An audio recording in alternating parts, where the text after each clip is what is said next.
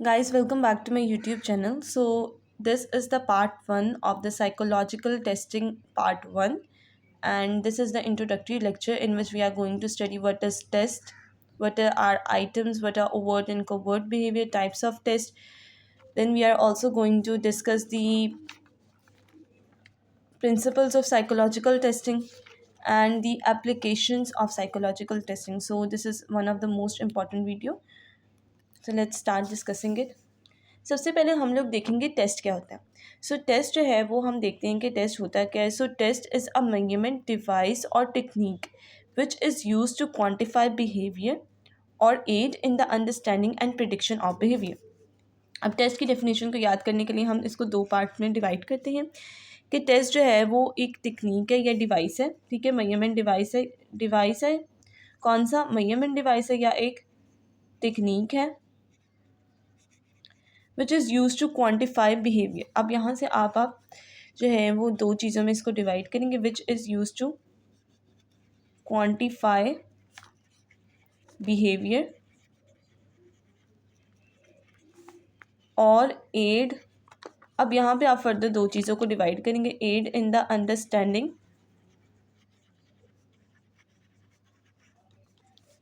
And prediction of behaviour. ठीक है, अब यहाँ पे हम देखते हैं कि जो टेस्ट है वो एक मेजरमेंट डिवाइस है या टेक्निक है which is use to quantify behaviour और aid in the understanding and prediction of behaviour. ठीक है, यह हमारे पास डेफिनेशन होगी टेस्ट की सिंपल। आगे हम साइकोलॉजिकल टेस्ट और एजुकेशनल टेस्ट की भी डेफिनेशन देखेंगे। इसके अंदर जो है अगर हम एग्जांपल देखें, अगर test define test and write its example, तो हम यहाँ पर देंगे स्पेलिंग टेस्ट की एग्जांपल। जैसे अब हम जो है वो यूज़ करते हैं, अब स्पेलिंग टेस्ट किस लिए यूज़ हो सकता है, टू इवेल्यूएट या मेजर या फिर predict that a person can learn this spelling. ठीक है, ये अचीवमेंट टेस्ट में भी आ सकता है या एप्टीट्यूड टेस्ट में भी जा सकता है। सो आपने यहाँ पे सिंपल स्पेलिंग टेस्ट की दे देनी है। यहाँ पे हम क्या करेंगे, measures how well someone spells or the extent to which someone has learned to spell a specific list of words. ये हमारे पास स्पेलिंग टेस्ट की डिस्क्रिप्शन भी आप लिख सकते हैं। सो यहाँ पे हम आइटम डिस्कस करते हैं। अब आइटम के अंदर आपने ये चीज़ याद रखनी है कि एमसीक्यूज़ या फिलिंग द ब्लैंक्स के लिए भी आ सकती है कि आइटम क्या है, ये एक स्पेसिफिक स्टिमुलस है। क्या है, एक आइटम स्पेसिफिक स्टिमुलस है to which a person respond overtly. ठीक है, एक ऐसा स्टिमुलस है आइटम जिसके ऊपर जो है वो पर्सन का रिस्पॉन्स किस तरह होगा, ओवर्टली रिस्पॉन्स। ओवर्टली रिस्पॉन्स भी हम आगे जाकर देखते हैं वो क्या होता है। This response can be scored और इवेल्युएटेड।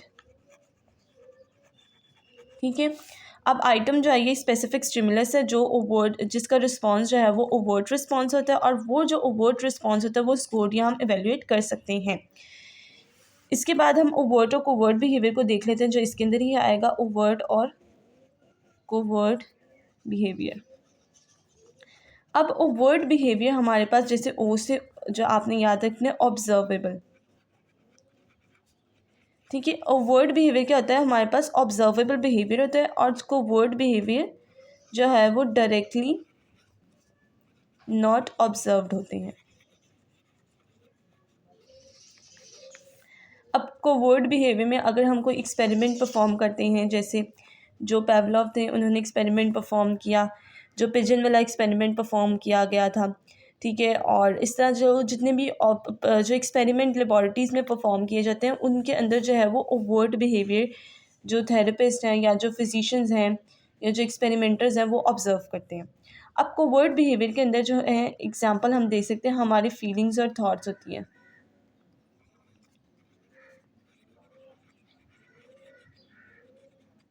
ये हमारे पास कोवर्ट बिहेवियर में आ जाती हैं। इसके बाद आप ये स्केल के लिए एक एमसीक्यूज़ याद कर लें, to deal which problem of interpretation, कि जब हमारे पास एक प्रॉब्लम हो जाती है इंटरप्रेट करने के लिए एक स्पेसिफिक रिजल्ट को, तो साइकोलॉजिस्ट यूज़ करते हैं या बनाते हैं स्केल्स को। ठीक है, अब to eliminate the problem of interpretation psychologist used और मेक स्केल्स। ठीक है, इसके बाद जो है हम अपना दूसरा major topic, types of test देखते हैं। अब हम इसको जो है ना टाइप ऑफ टेस्ट को क्लासिफाई कर रहे हैं on the basis of administration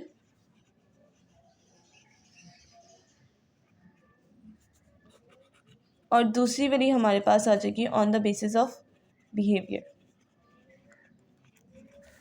administration में हमारे पास फर्दर दो आ जाती हैं, वो आ जाता है ग्रुप टेस्ट और दूसरा आ जाता है इंडिविजुअल टेस्ट। अब ग्रुप टेस्ट जिस तरह आपको पता चल रहा है ये किस तरह एडमिनिस्ट्रेट होगा, ग्रुप फॉर्म में होगा, जिस तरह हमारे पास क्लास क्विज होते हैं। और जो इंडिविजुअल टेस्ट है वो उस तरह होगा जिस तरह वाइवा वॉइस होती हैं, ठीक है, VOIC।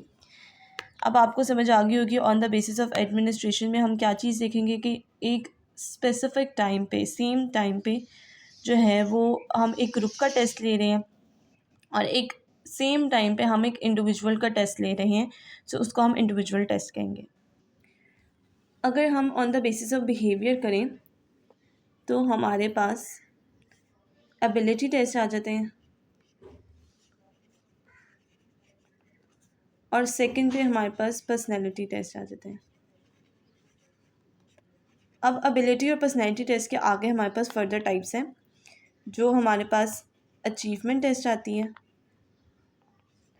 एप्टीट्यूड टेस्ट आती है और इंटेलिजेंस टेस्ट आती है। अभी मैं इन तीनों को एक्सप्लेन करती हूँ। और यहाँ पे हमारे पास प्रोजेक्टिव और नॉन प्रोजेक्टिव आ जाती है, ठीक है। अब मैं इन जो है ना एबिलिटी और ये पर्सनैलिटी टेस्ट को एक्सप्लेन करती हूँ।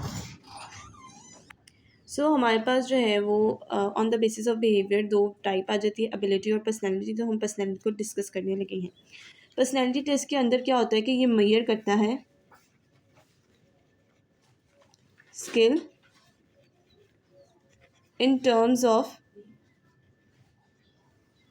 एक्यूरेसी या स्पीड और समटाइम्स बोथ, ठीक है। एबिलिटी टेस्ट क्या करती है, मेजर करती है एक्यूरेसी और स्पीड और समटाइम्स बोथ। अब इसके अंदर हमारे पास आ जाता है कि एबिलिटी टेस्ट के अंदर जो इसके करेक्टरिस्टिक्स है वो ये है कि जितनी ज़्यादा हम फास्टर और एक्यूरेट रिस्पॉन्स करेंगे उतना ही हमारा क्या होगा, बेटर रिजल्ट होगा। आप इसकी प्रॉपर्टी लिख देंगे कि यहाँ पे मोर फास्टर या फिर एक्यूरेट आप रिस्पॉन्स करेंगे उतना ही आपका मोर स्कोर होगा। इसके बाद अगर हम बात करें तो हमारे पास आ जाता है इसी के अंदर अचीवमेंट टेस्ट। अचीवमेंट टेस्ट जिस तरह हमें नाम से पता चल रहा है कि हमने ये चीज़ को मेजर करना है कि हमने पहले क्या याद किया हुआ या हमने क्या अचीव किया हुआ है। तो यहाँ पे हम इसकी डेफिनेशन लिखेंगे, मेजर्स प्रीवियस लर्निंग, ठीक है। अब यहाँ पे हम देखेंगे कि जो हमारे पास प्रीवियस लर्निंग है, हमने जो इंडिविजुअल्स के अंदर जो है वो लर्निंग कैपेसिटी जो हम मेजर करेंगे कि उन्होंने कितना कुछ मेमोराइज़ किया हुआ है। अब यहाँ पे हमारे पास एकेडमिक टेस्ट की एग्जांपल्स आ जाती हैं कि हमारे जो एकेडमिक टेस्ट होते हैं वो अचीवमेंट टेस्ट पे बेस होते हैं। वो ये बताते हैं कि हमारे जो है हमने पिछले इस क्लास के अंदर क्या हमने सही तरीके से पढ़ा था और हम आगे क्लास के अंदर जो ग्रेड आउट होने के लिए जो है वो एलिजिबल है कि नहीं है। अब यहाँ पे आप स्पेलिंग अचीवमेंट टेस्ट भी लिख सकते हैं। एप्टीट्यूड में हमारे पास आ जाता है हम क्या चीज़ मेजर करते हैं कि इस इंडिविजुअल के अंदर कितनी तड़प है याद करने की, कितनी जो है वो पोटेंशियल है याद करने का, स्पेसिफिक स्किल को अक्वायर करने का। So measure potential. अब यहाँ पे हम देखेंगे कि हम एक इंडिविजुअल के अंदर कितना पोटेंशियल है। So measure potential for acquiring specific skill. अब यहाँ पे हमारे पास जो है वो स्पेलिंग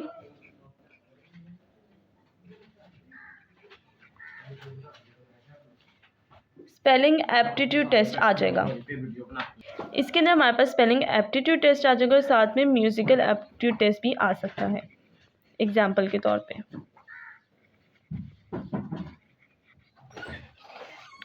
इसके बाद हम इंटेलिजेंस टेस्ट की बात करते हैं। सो इंटेलिजेंस टेस्ट जो है वो उसके अंदर हमारे पास फर्दर 3-4 चीज़ें आ जाती हैं, वो हम देख लेते हैं। इंटेलिजेंस टेस्ट में हम देखते हैं mayor,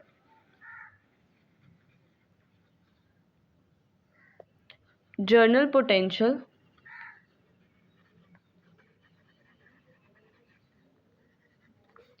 to solve a problem, फिर यहाँ पे अडेप्ट टू चेंजिंग सर्कमस्टांसेस,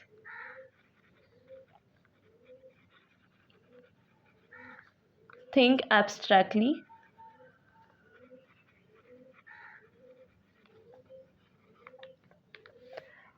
और लास्ट पे हम लोग ये चीज़ देखते हैं कि profit from the experience, whether we are going to get the profit from experience. So intelligence test में हम क्या करते हैं, measure general potential to solve a problem, adept to changing circumstances, think abstractly and profit from experience. अब आपने ये बात याद रखनी है, जो हमारे पास एप्टीट्यूड है वहाँ पे हमारे पास स्पेसिफिक स्किल है पोटेंशियल में ये करने के लिए, और यहाँ पे सॉल्व अ प्रॉब्लम करने के लिए हम पोटेंशियल को देख रहे हैं। ये चीज़ें याद रखनी, कंफ्यूज नहीं होना। इंटेलिजेंट टेस्ट की एग्जांपल में हम आईक्यू टेस्ट लिख सकते हैं, आईक्यू टेस्टिंग, ठीक है। इसके बाद हम on the basis of behaviour देखने लगे हैं types. On the basis of behaviour की बात करें तो हम यहाँ पे क्या चीज़ डिस्कस करते हैं कि on the basis of behaviour का सेकंड पार्ट, ये पहला पार्ट हमने कर लिया और ये सेकंड पार्ट है कि जो हम देखेंगे प्रोजेक्टिव मतलब पर्सनैलिटी टेस्ट को, जिसके अंदर हमारे पास प्रोजेक्टिव और नॉन प्रोजेक्टिव टेस्ट आ जाएंगे। इसके अंदर हमारे पास प्रोजेक्टिव टेस्ट आ जाता है और यहाँ पे नॉन प्रोजेक्टिव टेस्ट आ जाता है। अब जो हमारे पास नॉन प्रोजेक्टिव टेस्ट होता है हम उसको स्ट्रक्चर्ड पर्सनैलिटी टेस्ट भी कहते हैं। ये एमसीक्यूज़ या फिलिंग द ब्लैंक्स के लिए आ सकता है। सो आप जो है वो इसको गौर से देख लें। स्ट्रक्चर्ड पर्सनैलिटी टेस्ट भी कह सकते हैं जो नॉन प्रोजेक्टिव टेस्ट होता है उसको। सो प्रोजेक्टिव टेस्ट में जिस तरह हमें पता चल रहा है कि हमारी जो पर्सनैलिटी है वो प्रोजेक्ट हो रही है, हम ये प्रोजेक्टिव टेस्ट में कह सकते हैं कि हमारे पास एम्बिगुअस स्टिमुलस होता है और उस एम्बिगुअस का अनक्लियर रिस्पॉन्स होता है, ठीक है। एम्बिगुअस स्टिमुलस और उसका अनक्लियर रिस्पॉन्स होता है प्रोजेक्टिव टेस्ट में। नॉन प्रोजेक्टिव टेस्ट की बात करें तो हमारे पास स्टिमुलस के तौर पे हमें स्टेटमेंट्स प्रोवाइड की जाती है और उसका रिस्पॉन्स हमने येस या नो में या ट्रू या फॉल्स में करना होता है। प्रोजेक्टिव टेस्ट में आप हाउस ट्री पर्सन की एग्जांपल दे लें। हम ये टेस्ट को परफॉर्म भी करेंगे अपनी नेक्स्ट वाली वीडियोस में, आने वाली वीडियोस में जो डिफरेंट टेस्ट है हम उसको किस तरह कंडक्ट करते हैं। रोशे इंक ब्लॉट टेस्ट भी हम जो है वो देखेंगे और ये इसके आप एग्जांपल में फ़िलहाल देख सकते हैं कि house tree person projective test में आता है। अब यहाँ पे test to measure depression, anxiety, autism basis disorders, इस तरह करके आप देख सकते हैं जहाँ पे हमारे पास स्टेटमेंट्स या ट्रू एंड फॉल्स इंक्लूड हो। अब हम जो है वो प्रिंसिपल्स ऑफ साइकोलॉजिकल टेस्टिंग देखने लगे हैं। प्रिंसिपल में हमारे पास 3 चीज़ें आ जाती हैं। सबसे पहले रिलायबिलिटी। अब रिलायबिलिटी से आप ये चीज़ एक जो मैंने एक निमोनिक स्टेप बनाया है RIC रिक, आपको आगे जाके भी काम आएगा क्योंकि रिलायबिलिटी जो है वो मोस्ट इंपॉर्टेंट टॉपिक है। सो RIC रिक का मतलब होता है R से रिलायबिलिटी, I से इंटरनल और C से कंसिस्टेंसी। अब रिलायबिलिटी के अंदर हमारे पास 3-4 चीज़ें होती हैं। इसके लिए आपको सीक्वेंस में याद कर भी सकते हैं सीक्वेंस में और नहीं भी आगे पीछे भी हो सकती है। उसके लिए ये ADCR है। सो रिलायबिलिटी क्या चीज़ को मेजर करती है? एक्यूरेसी को। A स्टैंड फॉर एक्यूरेसी, ठीक है। D stand for dependability, C stand for comparability, या फिर हमारे पास कंसिस्टेंसी आ जाता है। and R stands for repeatability.